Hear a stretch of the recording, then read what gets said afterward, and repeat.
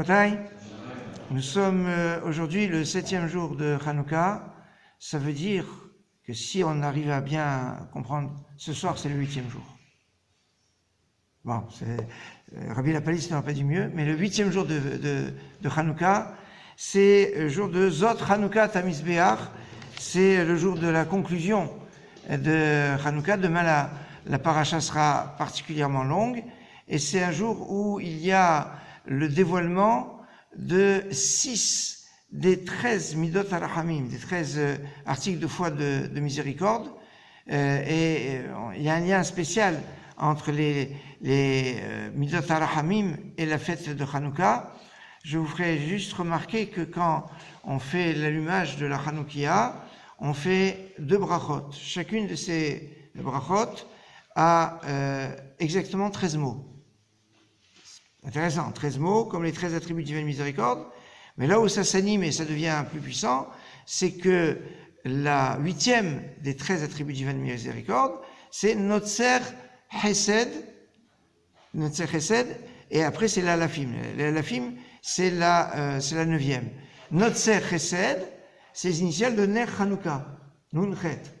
Mais Notser Chesed Alafim, c'est un nom kadosh qui est le même qu'on retrouve dans les Hadlik Ner Hanouka.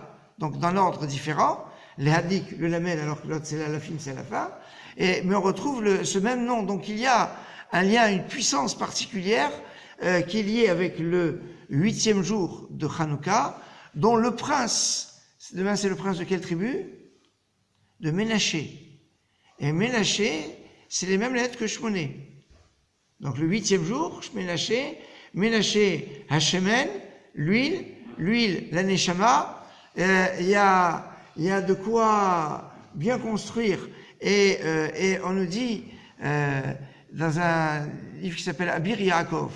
Abir Yaakov, pas de Rabbi Yaakov Ochasera, mais de Rabbi Avraham Yaakov Friedman, le rabbi de Sadigora. C'est l'Admor Zaken de la cellule de Sadigora qui était le deuxième fils de Rabbi Israël d'origine. Il dit quelque chose d'extraordinaire, ça il faut le retenir pour ce soir, et pour le 8e jour, le soir de Hanouka, le 8e jour de Hanouka et la journée de Hanouka, c'est qu'il dit ce qu'un grand tzaddik, et que Doléador, les grands de la génération, peuvent faire dans leur téphilote, le jour de Rosh Hashanah ou le jour de Kippour.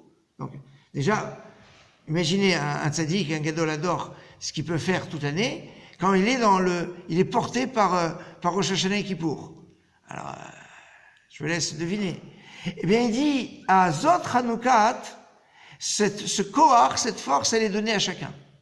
C'est-à-dire que n'importe quel Ben Israël, le jour de Zot Hanoukat à Misbéach, il a une puissance de tefila, une puissance de frappe de tefila, qui est à l'instar des Gdola dans le jour de Rosh Hashanah et Kippour. C'est ce que dit l'Abir Yaakov de Sadigora.